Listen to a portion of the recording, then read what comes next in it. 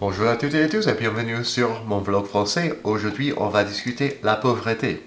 C'est un sujet plutôt piégé parce que il y a plein d'enjeux qui s'impliquent là-dessus, mais quand même, on va faire de notre mieux pour traiter le sujet avec le respect dont il est dingue.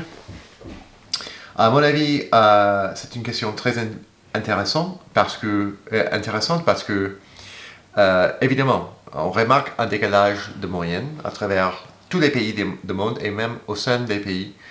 Il y a certains gens qui manquent de ressources, il y a d'autres qui sont plutôt favorisés.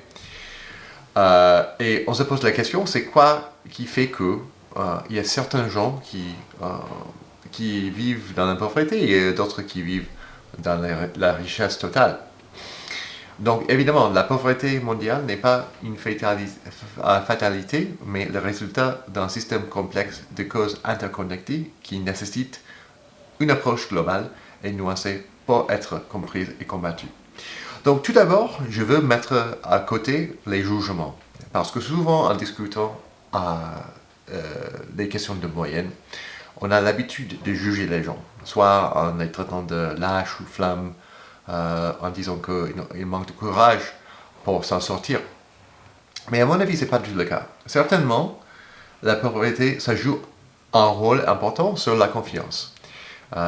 Les cycles de pauvreté intergénérationnelle, c'est-à-dire que les trappes à pauvreté, dont les gens ont du mal de s'en sortir, se font, certainement. Et si tu existes dans un état dans un milieu et un état défavorisé, certainement, à longue vue, ça va te faire de telle sorte que tu n'as plus d'énergie de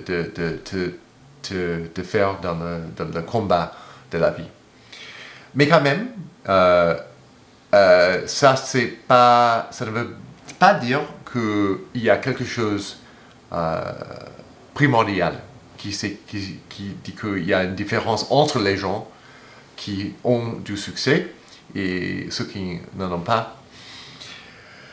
Mais ici, au moins aux États-Unis, on parle beaucoup comme ça. On dit souvent que les gens pauvres, même si ça ne se dit pas, même si c'est impoli à dire, les gens ici critiquent bien les pauvres en les traitant de lâches ou bien de gens qui manquent de courage. Mais à mon avis, il faut vraiment respecter le fait que nous sommes tous les mêmes. Ce n'est que l'environnement qui change. Et pour le bien ou pour le mal. Parce que on remarque que parfois tu traites quelqu'un qui est très sévère en gardant sa richesse sans prêter aux autres. Mais si tu étais à sa place, peut-être tu deviendras assis. Tu deviendrais ainsi. Certainement, il y a plein de points de vue sur cela, mais à mon avis, on commence en disant que nous sommes tous les mêmes. Donc c'est quoi la raison pour laquelle il y a un tel décalage entre moyennes? On remarque certainement qu'il y a des transfuges de classe à travers tous les pays. Il y a certainement les gens qui arrivent à changer leur positionnement dans la société. Mais quand même, ils sont les exceptions. La plupart des gens sont issus de familles des mêmes moyennes qu'ils ont. Et on remarque une reproduction sociale au fil du temps. Donc, la pauvreté est un phénomène multidimensionnel qui dépasse largement le simple aspect monétaire, englobant l'accès à l'éducation, aux soins de santé et aux opportunités sociales. Donc, si on dit que la pauvreté est un piège, ça veut dire que même si au départ, il y a un léger décalage entre quelqu'un qui est plutôt favorisé et quelqu'un qui est défavorisé, la situation se grave vite chez celui qui est dans un milieu défavorisé. Parce que tout est plus cher si tu es pauvre. Si par exemple tu tombes malade, tu ne peux pas prendre des vacances pour te soigner parce que tu n'as pas de moyens pour prendre temps de ça. Donc ça veut dire que tu restes au bureau, la maladie s'aggrave progressivement, c'est comme un boucle infernale dont tu ne vas jamais t'en sortir. C'est comme ça la pauvreté. Mais quand même, si on arrive à un état de aise plutôt, tout devient mieux. Et on arrive à gérer mieux les problèmes et grâce à ces petits sous qui nous font respirer. Et vraiment, sans ces moyens-là, ça devient très dur. Là.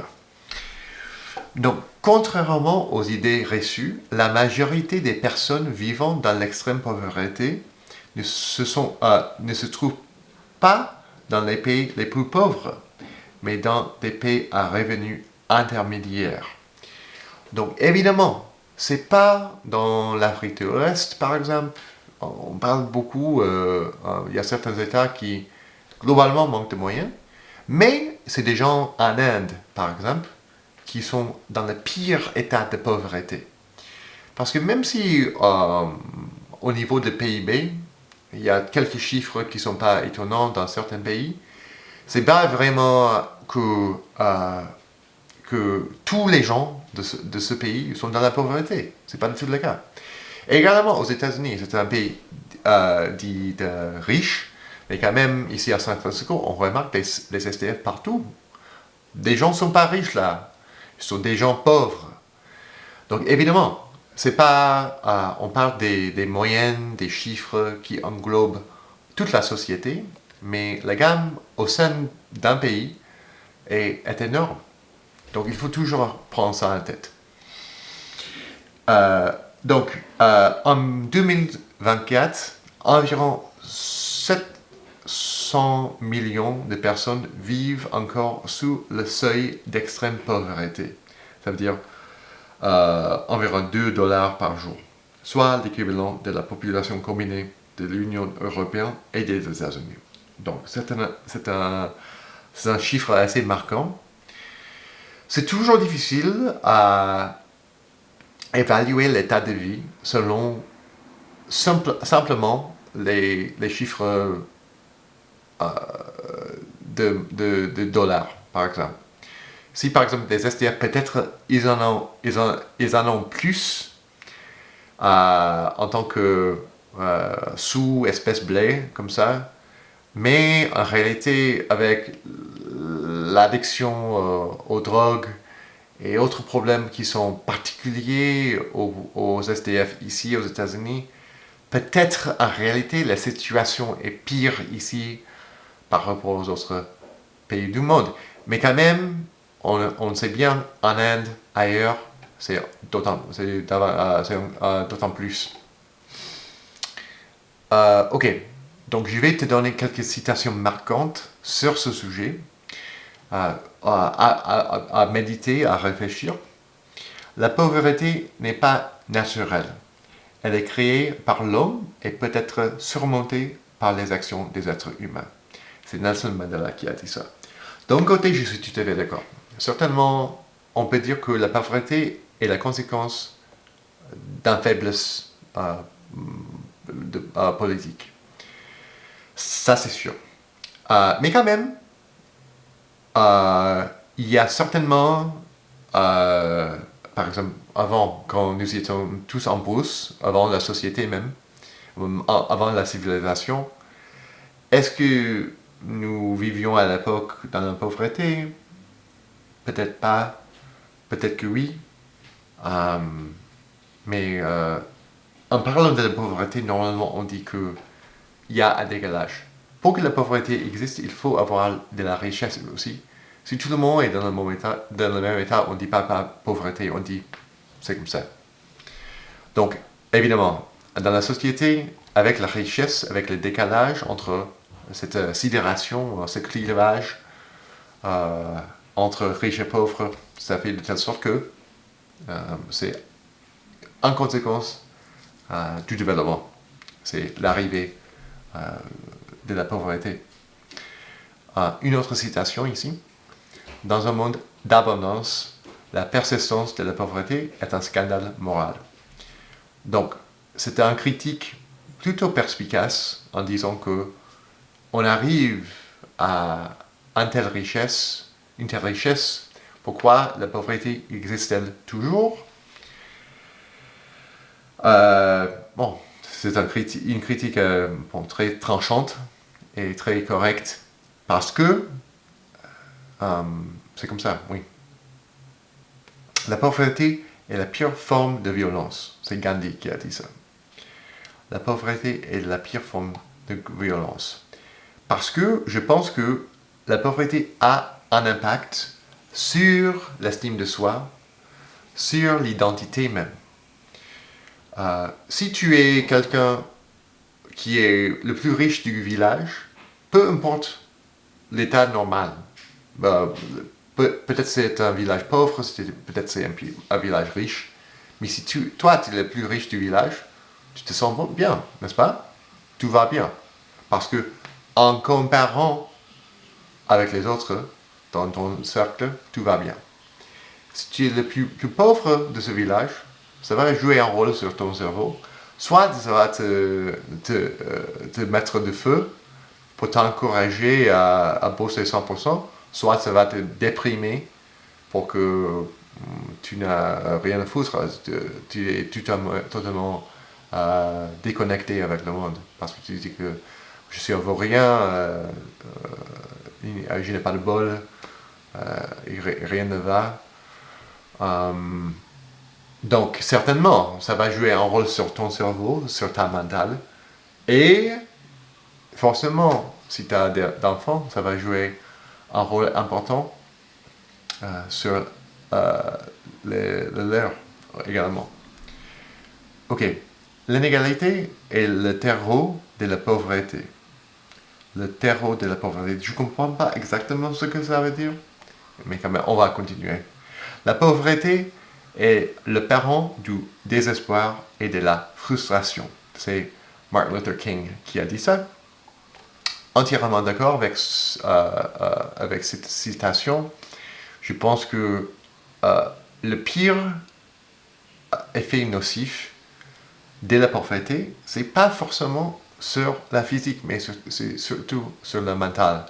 C'est sur le jugement qu'on se rend en disant que moi je ne suis pas à l'auteur, je ne suis pas de qualité si j'arrive dans cet état. Donc, il y a quelques vocabulaires avancés que je veux prononcer maintenant. La précarité endémique, ça veut dire qu'au sein d'une société, tout le monde existe dans un milieu défavorisé, dans un état de misère. C'est rare de trouver des pays qui sont comme ça. Normalement, il y a toujours une gamme, même si le moyen est en haut ou en bas. L'indigence structurelle. L'indigence structurelle. C'est quoi le mot là? La résilience socio-économique.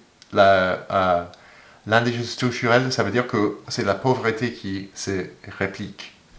C'est la pauvreté qui se reproduit. C'est l'indigence structurelle. Il y a certaines communautés au sein d'un pays qui sont vouées à la pauvreté générationnelle. La résilience socio-économique, c'est quoi ce mot-là ou cette phrase? Il y a certains groupes qui évidemment sont de qualité que c'est facile de transférer la classe sociale. Ok. Je vais vous laisser ici. On a bien parlé déjà. On va continuer demain certainement avec une toute nouvelle vidéo. Je te souhaite bonne soirée. Je vous souhaite bonne soirée et on se retrouve à la prochaine. Merci.